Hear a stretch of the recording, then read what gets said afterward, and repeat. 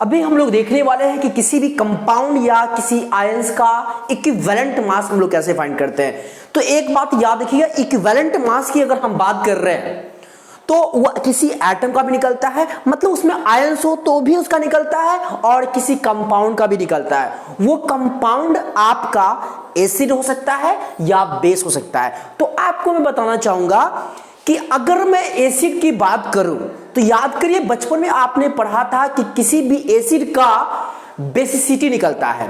याद रखिएगा, किसी भी एसिड का बेसिसिटी निकलता है और किसी बेस का एसिडिटी निकलता है। तो आप जरा एक बात में बताइए, अगर मैं आपको बोलूं कि H2SO4, राइट, तो H2SO4 जो होता है, H2SO4 का आप बताओ बेसिसिटी निकलेगा या एसिडिटी निकलेगा? तो आप कहोगे सर बेसिसिटी निकलेगा। तो H2SO4 का कितना बेसिसिटी होगा? तो आप जान लो 2 होगा। कहोगे कैसे? क्योंकि H2SO4 में आप देख पा रहे हो नंबर ऑफ हाइड्रोजन एटम कितना है? 2 है, इसलिए H2SO4 का बेसिसिटी 2 हुआ। अगर हम आपसे बात कर ले HNO3, तो HNO3 का बेसिसिटी कितना होगा? 1 होगा। क्यों 1 होगा?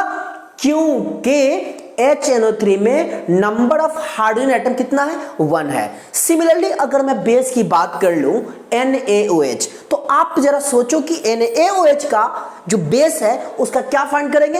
एसिडिटी या बेसिसिटी? आप कहोगे सर एसिडिटी। तो NaOH में नंबर ऑफ हाइड्रोक्साइड कितने हैं? तो आप कहोगे सर 1 है, इसलिए NaOH का एसिडिटी क्या होगा? 1 होगा। दूसरा एग्जांपल अगर मैं बात कर लूं आपसे MgOH whole twice sorry MgOH whole twice, तो इसको बोलते हैं मैग्नीशियम हाइड्रोक्साइड, जिसको हम दूसरे वर्ड में मिल्क ऑफ मैग्नीशिया भी कहते हैं। तो आप जरा सोचो, मैग्नीशियम हाइड्रोक्साइड में नंबर ऑफ हाइड्रोक्साइड कितने हैं?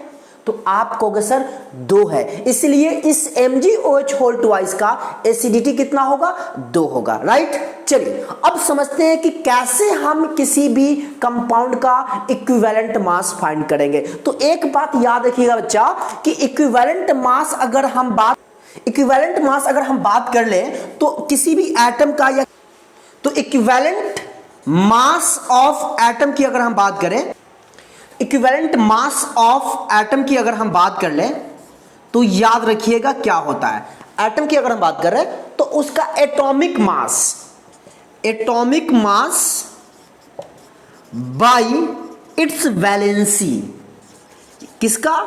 अगर हम बात कर ले किसी एटम या आयन, देखिए मैं फिर से बता दूं, आप एटम की बात कर लो या उस आयंस की बात कर लो, दोनों केस में आप अगर इक्विवेलेंट मास फाइंड करना चाहते हो तो उस एलिमेंट या उस एटम का atomic mass by it's valency, उसकी वैलेंसी।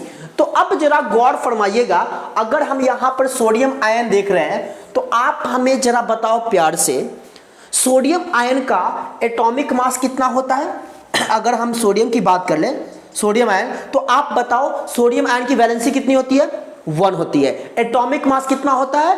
23। याद करिए, आपने बचपन में कहीं पढ़ा होगा कि किसी भी एलिमेंट का एटॉमिक नंबर अगर ऑड है तो उसका एटॉमिक मास डबल से एक ज्यादा होता है। सोडियम का एटॉमिक नंबर कितना है? 11 है, तो एटॉमिक मास कितना होगा? 23। ये कोई एक कहीं किताबों में लिखी नहीं है, ये दरअसल कुछ एलिमेंट्स में, मतलब 20 एलिमेंट्स तक ये चीज वैलिड करता है। इसलिए हम लोग बता देते हैं कि अगर किसी एलिमेंट का एटॉमिक नंबर ऑड है तो उसका एटॉमिक मास 23 होगा। वैसे मास जो डिपेंड करता है number of proton and number of neutron पे। हाँ, अभी जैसे आप कहोगे सर ऑड है तो क्या डबल से ज्यादा होगा? बिल्कुल ज्यादा होगा, लेकिन हाँ इसमें कुछ एक्सेप्शन टाइप पर, जैसे हाइड्रोजन का एटॉमिक नंबर 1 है तो आपको याद रखना है उसका 3 नहीं होता, उसका एटॉमिक मास 1 ही होता है।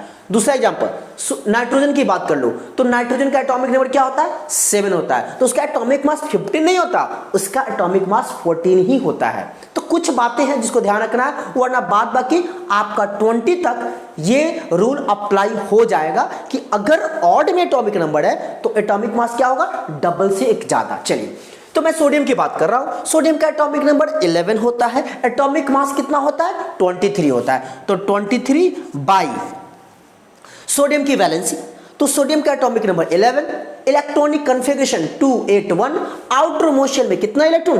1 इलेक्ट्रॉन, तो वैलेंस इलेक्ट्रॉन 1। अगर वैलेंस इलेक्ट्रॉन चार्ज से कम है, लेस देन 4 है, then their valency will be also equal to its valence electron. मतलब चार्ज से कम वैलेंस इलेक्ट्रॉन है तो वैलेंसी भी वही होगा जो वैलेंस इलेक्ट्रॉन। कब? जब चार्ज से कम वैलेंस इलेक्ट्रॉन होगा। तो सोडियम का वैलेंस इलेक्ट्रॉन 1 कहां से आया? तो आउटर मोस्ट शेल में एक इलेक्ट्रॉन, इसीलिए वैलेंस इलेक्ट्रॉन 1, तो वैलेंसी भी 1, तो 23/1 यानी क्या आया? 23 आया। ठीक है, क्या आया? ये इक्विवेलेंट मास। क्या आया? फिर से बोलो, इक्विवेलेंट मास। कैसे फाइंड करते हैं? Atomic mass by valency. याद रहेगा, एटॉमिक मास बाय वैलेंसी। चलिए दूसरा एग्जांपल आप जो देख पा रहे हो, मैग्नीशियम आयन है Mg2+, यहां लिख दूं तो Mg2+ यानी मैग्नीशियम आयन की अगर हम बात कर ले तो आप हमें जरा प्यार से बताओ मैग्नीशियम का एटॉमिक नंबर 12। चलिए, मैं तो ऑड की बात कर दिया था, अब इवन की बात करूं तो जिस एलिमेंट का एटॉमिक नंबर इवन होगा उसका एटॉमिक मास डायरेक्ट डबल। तो मैग्नीशियम का एटॉमिक नंबर 12, एटॉमिक मास कितना? 24, राइट। तो मैग्नीशियम का एटॉमिक मास तो यहां पे हो गया 24 बाई, और उसकी मैं वैलेंसी की बात कर लूं तो बच्चा वैलेंसी जो होगा कितना होगा? खुद सोचो, atomic number 12, electronic configuration 282, outer motion में कितना इलेक्ट्रॉन? 2 इलेक्ट्रॉन, तो वैलेंस इलेक्ट्रॉन 2, तो वैलेंसी क्या होगा? लेस देन 4 है, that's why valency will be also equal to its valence electron. मतलब वैलेंसी कितना होगा? 2। अगर किसी भी एलिमेंट का वैलेंस इलेक्ट्रॉन चार्ज से कम है तो जितना होगा वही उसका वैलेंसी भी होगा। सो मैग्नीशियम की वैलेंसी कितनी होगी? 2। तो 2 से आप जब इसको कैंसिल कट्टम कुट्टिम करोगे तो क्या आएगा? 12 होगा। यानी मैग्नीशियम का क्या इक्विवेलेंट मास कितना आया? 12 आया। आप मैग्नीशियम आयन कह दो या मैग्नीशियम कह दो, क्लियर है ना।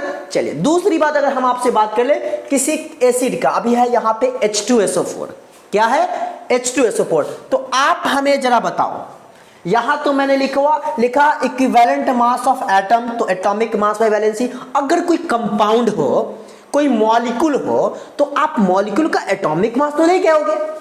किसी भी मॉलिक्यूल का जब हम मास फाइंड करते हैं उसको कहते हैं मॉलिक्यूलर वेट या मॉलिक्यूलर मास। क्या बोला मैंने? किसी भी मॉलिक्यूल का आप अगर मास फाइंड करते हो तो उसको आप मॉलिक्यूलर मास कहोगे या मॉलिक्यूलर वेट कहोगे। तो आप जरा खुद सोच लो, यहां पे H2SO4 है। H2SO4 क्या है? मॉलिक्यूल है, मॉलिक्यूल होते कंपाउंड है। तो आप हमें बताओ इस H2SO4 का अगर आप मॉलिक्यूलर मास निकालोगे तो सुन लो कितना आएगा?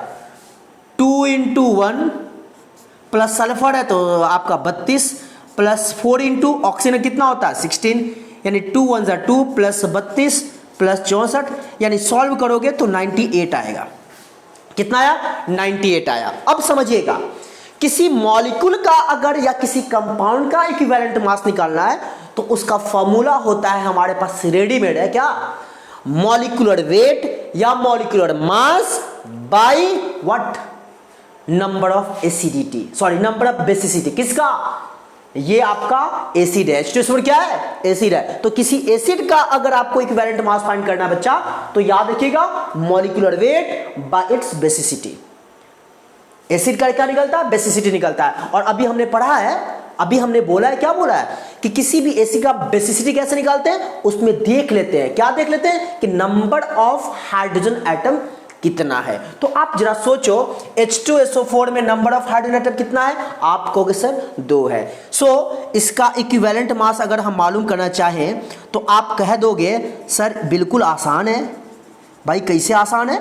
तो सिंपल सी बात है, 98 बाई इसका कितना होगा? Acidity basicity 2 number of hydrogen atom है तो बाई 2, कट्टम कुट्टम करोगे क्या आएगा? 49 आएगा। समझ बात आ रही है कैसे मैंने एसिड का निकाला? एक और एग्जांपल है आपका HNO3। तो आप समझिए HNO3 है तो HNO3 का आप मॉलिक्यूलर मास निकालोगे तो 1 प्लस नाइट्रोजन का 14 प्लस 3 इंटू ऑक्सीजन का 16। क्लियर बात है? हाइड्रोजन का 1, नाइट्रोजन का 14 होता है एटॉमिक मास। अब प्लस एक ऑक्सीजन कितना एटम है? 3 एटम है, तो एक एटम का 16, तो 3 एटम का क्या होगा? 3 इंटू 16। जब इसको आप सॉल्व करोगे तो 1 प्लस 14 प्लस 48, 16 48, 48 अब 15 प्लस 48 तो 8 5 13, 4 1 5 63, ठीक है, 4 1 5 1 3 6 हो जाएगा, 63 हो जाएगा। इसका इक्विवेलेंट मास निकालोगे क्या होगा, 63 बाई कितना, कितना इसमें नंबर ऑफ हाइड्रोजन एटम है, आप कहोगे सर 1 है, तो 63 बाई 1 कितना हो जाएगा, 63 हो जाएगा। क्लियर है बातें। एक और एग्जांपल हम लोग बेस का देख लेते हैं। बेस आप मान लो NaOH, उम्मीद है दिख रहा होगा। तो NaOH का अगर आपको निकालना है इक्विवेलेंट मास, तो आप जरा देख लो, यहां पे क्या है, बेस है, तो बेस का क्या निकलता है, एसिडिटी निकलता है। तो यहां पर नंबर ऑफ OH एटम कितने हैं, नंबर ऑफ OH एटम कितने हैं, आप कहोगे सर 1 है। तो इसका आप अगर फाइंड करना है तो आप देख लो, NaOH का निकालोगे 23 प्लस ऑक्सीजन 16 प्लस 1, तो 6 1 7 3 10 के 0 हासिल 1 1 1 2 2 4 40 हो जाएगा क्या, तो 3 1 4 6 10 0 हासिल 1 3 1 4 40 हो जाएगा बिल्कुल। और एक इसका इक्विवेलेंट मास निकालने के लिए क्या रही है, 40 by number of OH atom 1, यानी क्या आ जाएगा, 40 हो जाएगा, ठीक है। एक और एग्जांपल देख लो, MgOH whole twice magnesium hydroxide, इसमें MgOH होल ट्वाइस का कितना एसिडिटी है, आप कहोगे 2, कैसे, क्योंकि नंबर ऑफ OH एटम कितने हैं, 2। तो आप क्या करोगे, इसका मॉलिक्यूलर मास निकालोगे, तो मैग्नीशियम का कितना होता है 24 प्लस ऑक्सीजन का कितना होता है 16 प्लस हाइड्रोजन कितना होता है 1 इंटू 2, तो 24 प्लस 16 1 17 दूना 34, ऐड करोगे क्या आएगा 4 4 8 और 3 2 5, 58 आया। तो इक्विवेलेंट मास निकालोगे 58 बाई बेस का एसिडिटी कितना, यानी नंबर ऑफ OH एटम कितना, 1, या सॉरी यहां पे मैग्नीशियम हाइड्रोक्साइड है, तो यहां पे कितना 2, तो कितना हो जाएगा 29। तो इस तरीके से हमने अभी पढ़ा, क्या पढ़ा, कि किसी भी आयंस या एटम या किसी एसिड या किसी बेस का इक्विवेलेंट मास कैसे फाइंड करते हैं। तो उम्मीद है बातें समझ में आई। एक बात और याद रखिएगा, जाते जाते बता दूं मैं आपको, किसी एसिड का क्या निकलता है, बेसिसिटी, और किसी बेस का क्या निकलता है, एसिडिटी। कैसे पहचानेंगे, तो एसिड का बेसिसिटी पहचानने के लिए number of hydrogen atom, base का एसिडिटी पहचानने के लिए number of OH atom. Is it clear है। चलिए, तो उम्मीद करता हूं ये सारी बातें आपको समझ में आई होगी। अगर समझ में आई बखूबी अच्छे तरीके से, तो आपसे पुरानी बातों मैं रिपीट करना चाहूंगा, वीडियो को लाइक करिए, दोस्तों के बीच शेयर करिए, और साथ ही चैनल पर नए हैं तो सब्सक्राइब कर बेल आइकन को प्रेस करिए। Thank you.